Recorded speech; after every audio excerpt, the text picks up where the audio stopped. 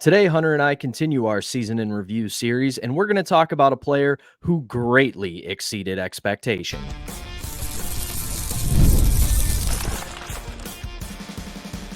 You're Locked On Penguins, your daily podcast on the Pittsburgh Penguins, part of the Locked On Podcast Network, your team every day. Hello and welcome back to another edition of the Locked On Penguins podcast. I'm one of your hosts, Patrick Damp. You can follow me on Twitter at synonym4wet, joined as always by the one and only Hunter Hodes. You can follow him on Twitter at Hunter Hodes. You can give our show's account a follow at LO_Penguins. And we thank you for making this your first listener watch of the day, because we're your team every day and we are free and available wherever you get your podcasts as well as YouTube. And before we get started, today's episode is brought to you by Monopoly Go. Game off, we got to talk more about Monopoly Go. This fast-paced game lets you team up with friends for tournaments to unlock awesome prizes like unique stickers for trading, cool playing pieces, and hilarious emojis for taunting your friends. So download Monopoly Go now, free on Google Play or the App Store. So Hunter, as I said at the start, we're going to continue our discussion, our season in review series of this Penguins roster. And we start today's episode talking about a guy who, when he was signed on July 1st, we didn't have the highest of expectations for him.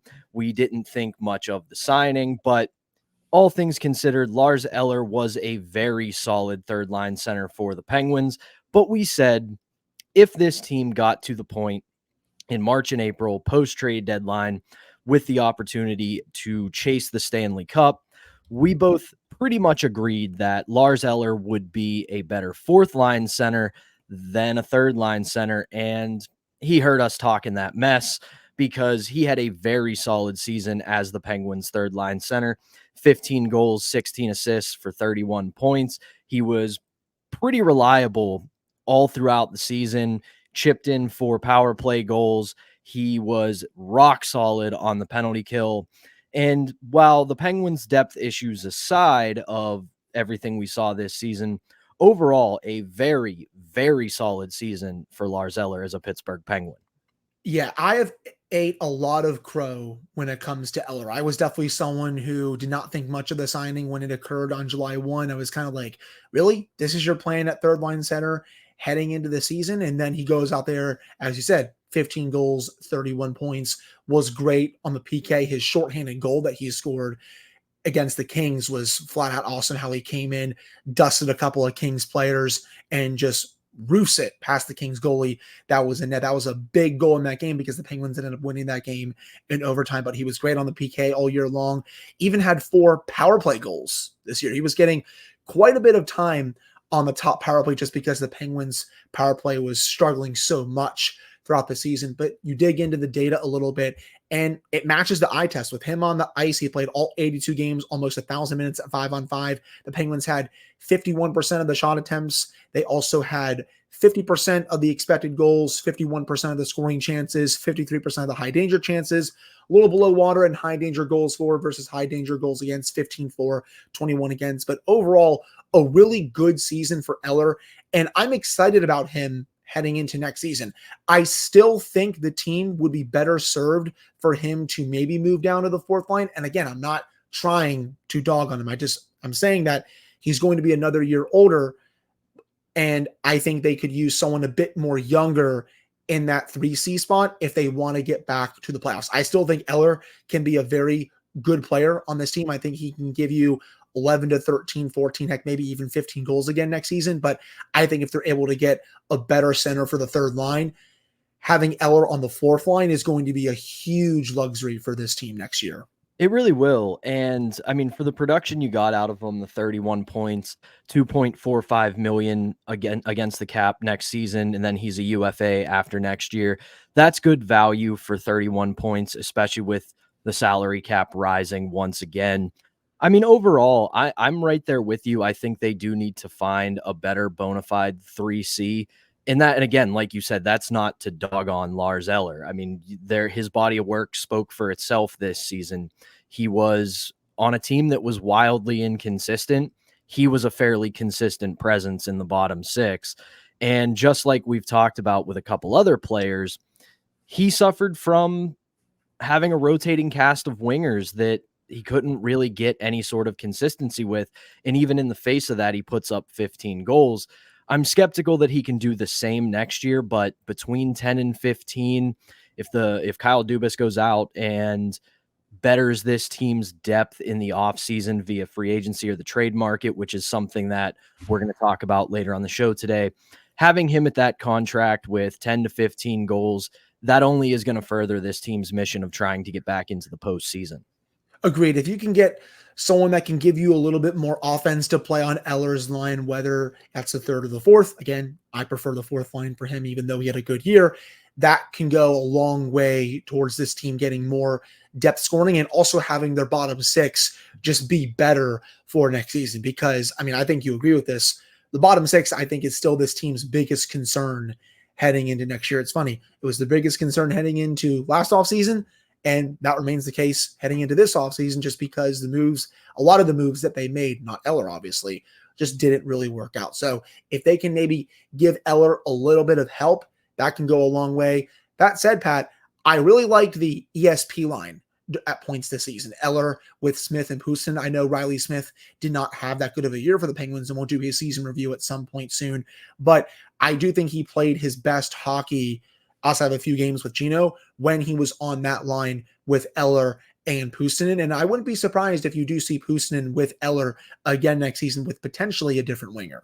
Yeah, and I think that would be good for Puustinen overall because he's still very green. He's still figuring it out. I'm very much of the assumption that they're going to re-sign him despite his UFA status. But when you put a younger, inexperienced player like Puustinen with a guy like Lars Eller, it helps them out because they don't have to do too much.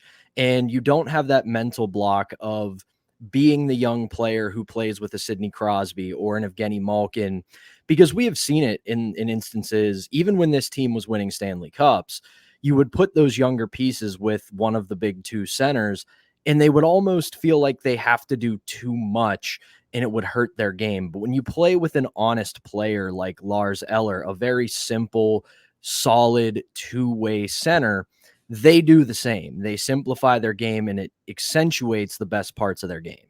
And you were seeing that quite a bit this season with him. I mean, I know Puustinen kind of trailed off a little bit towards the late stages of the season, but when he was on his game, he definitely simplified and he was winning battles along the boards. He was using his beautiful release to his advantage, and I was a big fan of it. So if you can just get, again, a little bit more help for that line, someone who maybe is a little bit more of a playmaker, that can help because Eller can be that two-way center for a line, and then Puustinen can be kind of that finisher that finishes the chances of a playmaker if you add via free agency or a trade. So that's what I would be looking for in terms of a line with those two, and then for some help for next season.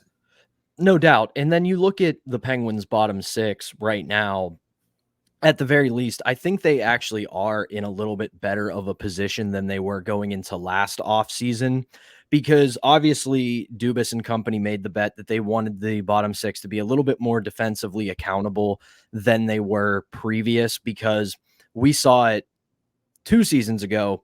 The bottom six didn't only not score, they got caved in defensively. They were just a genuine liability. But then you look at some of the pieces that are coming back. You've got Drew O'Connor, you got Lars Eller, you have hopefully Noel Achari to come back again. And now you have some pieces in place who may not be lighting up the world, but they'll be solid defensively, and maybe they can add 5, 10, 15 goals, and you go out and get another piece or two in your bottom six. And I think they might be in a better spot going into next year than they have been the last 2 seasons. You also have Jesse Puljujarvi coming back for another year. I would like to think that he's going to perform a bit better for the Penguins throughout that season. I do think he's going to start the season in the bottom six, but I agree with you.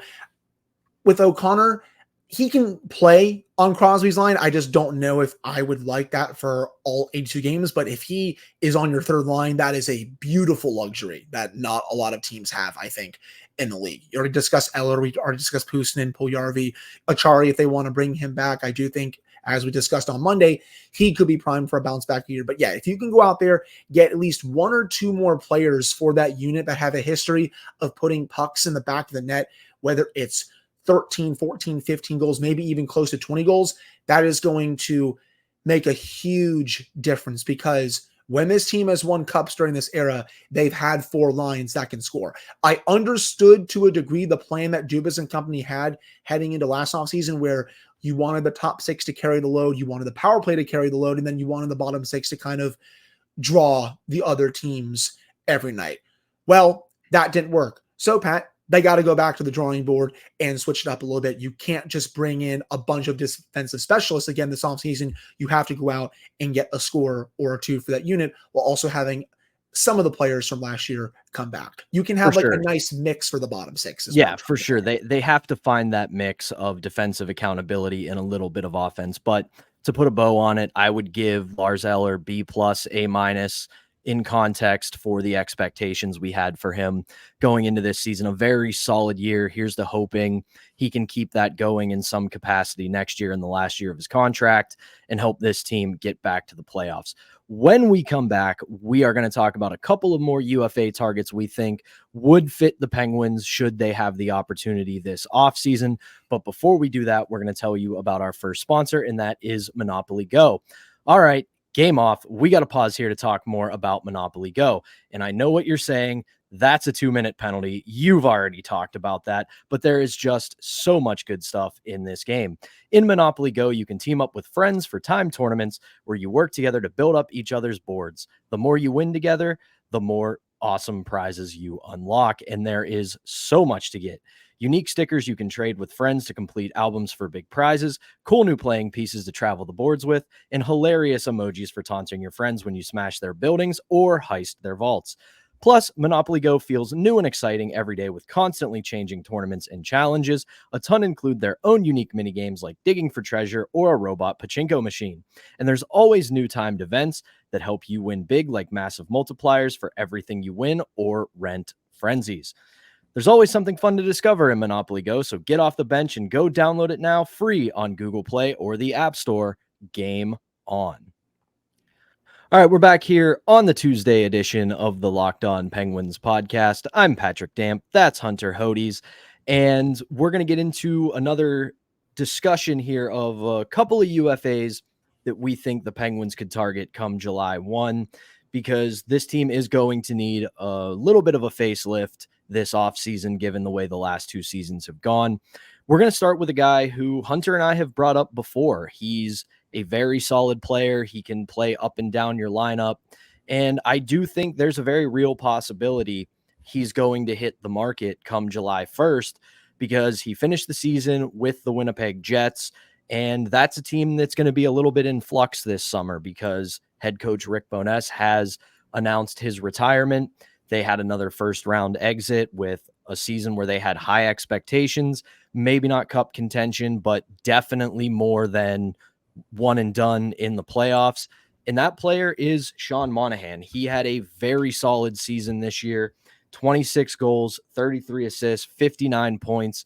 In his career, he has come close to or scored 30 or more goals a handful of times. He's really a solid player who can put the puck in the back of the net, and he brings a little bit of snarl. He's not the most physical guy. He's not going to go out and get in fights and crash and bang, but he is going to play a very up-tempo game. That is something we saw at the deadline when the Penguins got a guy like Michael Bunting that really gave them a shot in the arm.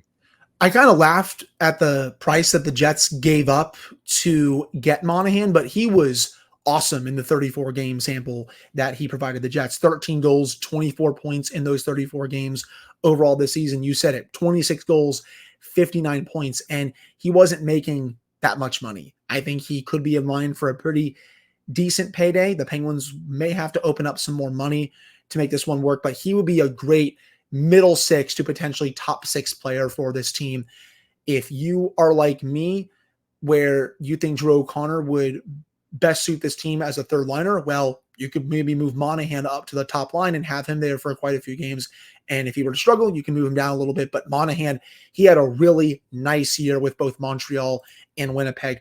And his underlying numbers jumped big time once he got to the Jets. In 34 games, over 400 minutes of 5-on-5 ice time with him on the ice, the Jets had almost 53% of the shot attempts, 26 goals for, 15 goals against, about 51% of the scoring chances, 53% of the high danger chances, and 15 high danger goals for, 7 high danger goals against. Most of his underlyings were below water during his time in Montreal. And sure, you can chalk that up to the Canadiens not being a good team. They were one of the worst teams in the league this year, but he was still one of their better players, and it only continued once he got to the Jets. So overall, you might have to pay a pretty big price. You might have to give him at least a bit of term, but he's someone that could be a real difference maker in this lineup for next year and for years to come. I agree with you. And I know that people right now, including us to a certain extent, are very much on the Penguins need to get younger train. And while I'm still very much of that mindset, at 29, this guy has had a solid handful of seasons the last few years. But the other thing to keep in mind is he's been on teams that haven't been that great until he got to Winnipeg. It was Montreal and Calgary. We've seen what's happened with Calgary the last couple of years. Obviously, he went to Montreal as kind of a somewhat veteran presence and really a guy that they brought in that they could just get some value out of, assist their rebuild, which is exactly what happened. They showcased him on a bad team so they could go out, get some return to help with their rebuild from Winnipeg, which is what happened. So now you hope that he's probably going to want 3, 4, maybe 5 years on a deal, depending on the money. But the way he plays the game, the way he produces, this is a guy that I would not hate seeing in a Penguins uniform for the next couple of seasons. Agreed, especially if you can get him on kind of a shorter term deal, but maybe you load up the money at least a little bit more. And speaking of that, another player who kind of fits that bill, Pat, Anthony Mantha. And I can't even believe I'm saying his name right now, considering how bad he was just a season ago. Do you remember during that Penguins Caps game, he was the one that had that awful turnover to Evgeny Malkin, and Malkin scores the goal in the final minute to effectively end the Cap season. He had a miserable year that year, and there were plenty of trade rumors surrounding him in the offseason, but the Capitals decided to keep him, and they made the right decision because Mantha had a really strong year this year. Overall, 23 goals, 44 points in 74 games. The Capitals get a pretty decent return for him at the deadline. He then goes to Vegas, plays really well there. He's going to be a UFA on July 1. And this is someone who, again, really nice middle six player. In 18 games with Vegas, when he was on the ice, the Knights had almost 55% of the shot attempts, 14 goals for, 9 goals against, about 56% of the scoring chances, and 65% of the high danger chances, 8 high danger goals for, 3 high danger goals against. Again, I know only an 18 game sample size, but he was awesome once he got traded to the Knights. And he is someone who, if I'm Kyle Dubas, I'm looking at him as an option on July 1 as well. Yeah, and that's another guy. I will say, though, if we do the kind of direct comparison, Monahan to Mantha, this is a guy who I wouldn't give a ton of term to if that's what he's looking for, because he is very similar to somebody else that they got from the Vegas Golden Knights via trade in Riley Smith. It's up and down with him every couple of years. He has a year or two where he's very solid. He kind of dips back down, and then he comes back a couple years later. So that's a bit of a volatile piece. I do agree, though, this season he was very solid, and he definitely has earned himself a little bit of a payday going into July 1st, but that's a risky move. But if you can get him on an affordable deal for a year or two, I take that flyer all day long. Agreed. Yeah, that's not someone you want to give 4, 5, 6 years to. I think anywhere, 1 to 2, maybe 3 years, I think could work for Mantha. Again, you just have to be, what's the word I'm looking for? Careful that he doesn't revert back to the form that we saw last year where he was just awful for the Capitals. So yeah, some sort of short-term deal with maybe higher money, kind of like what I'd be looking for with Monahan, that's what I'd be looking for Mantha here. For sure. Last one I'll mention, and if I'm the president of the Jeff Carter fan club, then I would say I'm the vice president of this guy's fan club because I have loved his game forever. He is going to be a free agent. We'll see what Tampa Bay decides to do with him after their first round exit, but that's Anthony Duclair. He had himself another solid season in total for 73 games, 24 goals, 18 assists, 42 points. I've liked this guy's game for years, and the thing that I can never understand with him is he doesn't seem to stick anywhere. And it's not, say, a case where this guy goes somewhere, plays well, but people don't have good things to say about him, not good in the locker room, all the other buzzwords you want to use. He just seems to go about his business everywhere he goes, and for some reason hasn't been able to stick anywhere. And if he hits the free agency market on July 1st, if I'm Kyle Dubas, he's going to be one of my first handful of calls with an offer. Yeah, I mean, 24 goals, 42 points this season. It's funny, when this team still had a chance of buying right before the deadline, we were thinking about, oh, maybe they could go out and get Duclair from the Sharks just because he was playing really well for them at the time. Then obviously the Penguins had a really bad spiral before the trade deadline, and that led to them selling off at least a couple of their assets, namely Jake Gensel. But that was someone who we really circled about a month before the deadline as like, if this team is able to go on a run here, I know they didn't, but if they're able to go on a run, that's someone who I would circle. And you're right. I mean, he's been great everywhere he's gone. I mean, heck, even with Arizona during the 2015-16 season, Pat, 20 goals, 44 points that year. Heck, he just scored 31 goals with the Florida Panthers just 2 seasons ago, 2021, 2022. He had 23 goals with the Ottawa Senators. He's been a really sound player throughout his career. So yes, that is someone who I would go after. And one more for you, that this is Max Domi. 9 goals, 47 points this year. I know he didn't score that much overall, but he was a very good playmaker for Toronto. I still think it's more likely that he goes back to the Maple Leafs. He only signed a 1-year deal worth $3 million.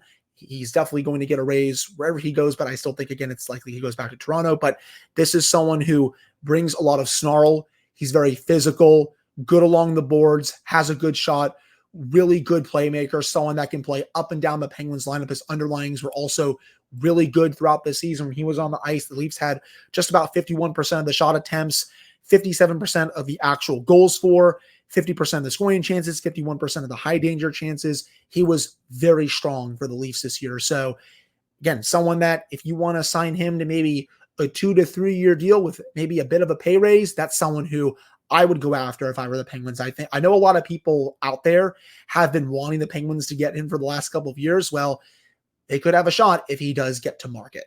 I would love Max Domi as a Penguin. 0 questions asked. I will add this, though. I'm with you on that. I think he returns to Toronto. It kind of feels like that's a natural fit given who his dad is and how much he loves it there. He is pretty much born and bred to be a Toronto Maple Leaf. And I will add this. Our guys, our friends at the Steve Dangle podcast have talked about this in the fact that I don't think Kyle Dubas likes him because there was always a link of him going to Toronto, and Kyle Dubas didn't seem to be very interested. Now, obviously, things can change. Circumstances change. He has a good season. Looks like more of an attractive piece. So we'll see on that. But if I were putting the betting odds on it, I would say he probably stays in the blue and white up there in Toronto. Agreed. I think he'll probably go back on at least a 2 to 3 year deal. Maybe if they want to give him more term, that would make sense for Domi. One more player I will throw out there. I'm not going to dig into his stats just yet, but this is for something in the future. Another former Vegas player. He's going to hit the market. Chandler Stevenson. He's someone that can play center. He can play wing. Had another really good year for Vegas this year. Made less than $3 million, so he's going to get a raise on the open market.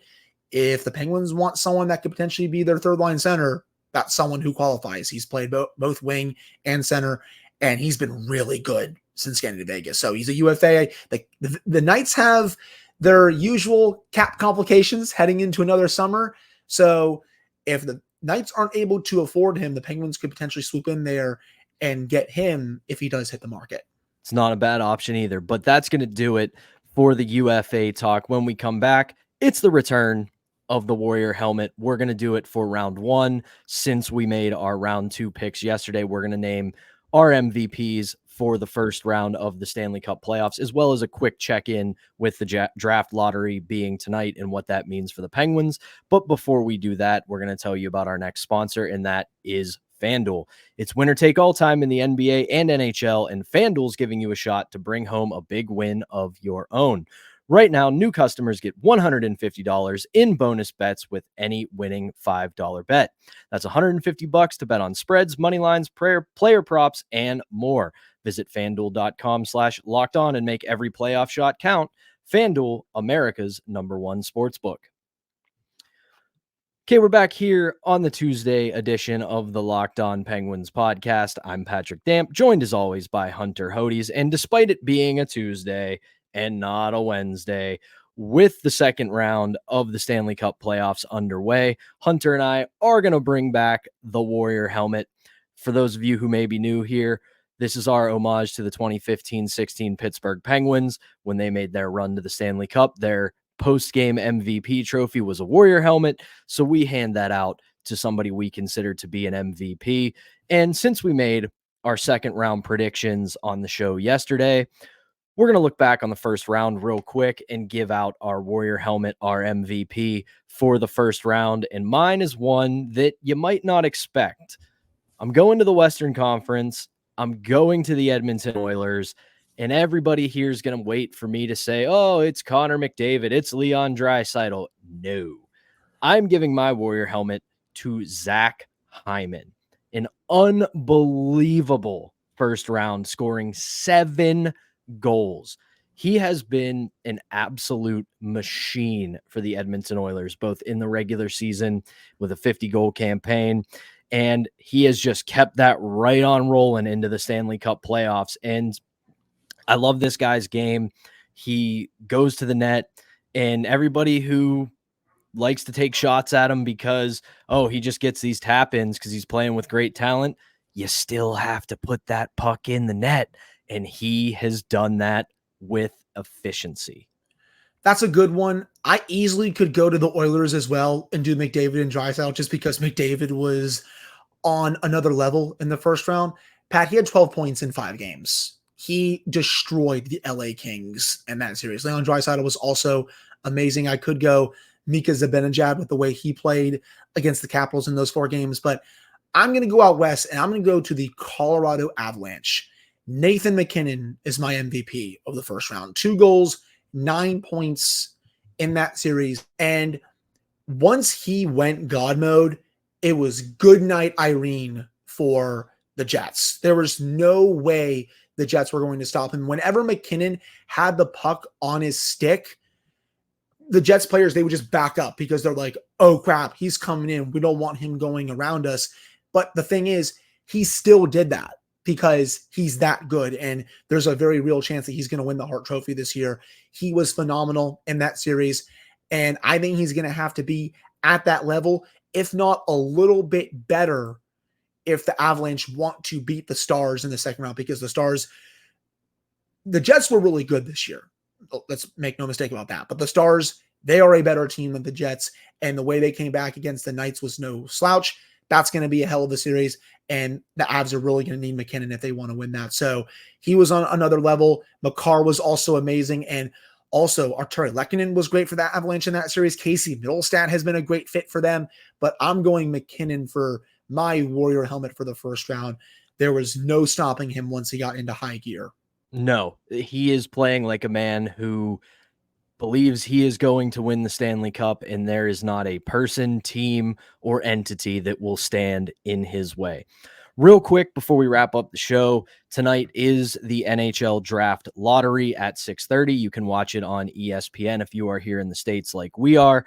And the Penguins, it doesn't mean a whole lot for them, but it does look like they will hold the 14th overall pick going into this draft lottery, and that gives them a 1.5% chance to move up. Should they win, that means they will move up to the 4th overall pick, and then Kyle Dubas will have to decide whether or not to forfeit that draft pick to the San Jose Sharks as part of the Erik Karlsson trade. I think we're both in agreement here. If they move up to 4th, you hold on to that bad boy. Oh, 100%. There will be a couple of very, and I mean very good prospects for the Penguins that I haven't gone into detail yet just because I haven't done my full draft prep yet that will be available at number 4 if the Penguins somehow win that 1.5% chance and win the draft lottery. Is it going to happen? Probably not. The odds to stay at number 14 for the Penguins, just about 95%, 94.7% exact. So I know anything can happen, but it's very likely that they are going to stay at 14 and give the Sharks the pick this year rather than win the lottery and move up to the number 4 pick. But yes, if they were to somehow win the lottery, move up to number 4, I am keeping that pick and giving the Sharks the pick next year. And if they win it and move up to 4, lock your Twitter accounts, stay off social media because it's gonna suck. But yes, that is going to do it for us on the Tuesday edition of the Locked On Penguins podcast. Thank you, as always, for tuning in. We will continue our season in review series as well as whatever else the Penguins give us news-wise. But for Hunter Hodes, I am Patrick Damp. Thank you, as always, for tuning in, and we will be back on Wednesday.